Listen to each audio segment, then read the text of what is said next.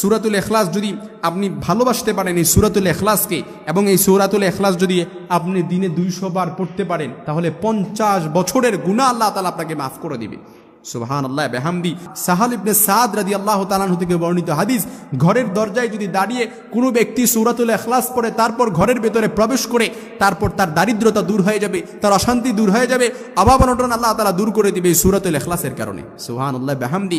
এজন্য রাত্রিবেলা ঘুমানোর আগে আপনারা এই সূরাতুল ইখলাস কতবার পড়বেন? আবু সাঈদ খুদরি রাদিয়াল্লাহু তাআলা আনহু থেকে বর্ণিত, জনৈক ব্যক্তি অন্য এক ব্যক্তিকে রাতে বারবার সূরা ইখলাস পড়তে শুনেছেন।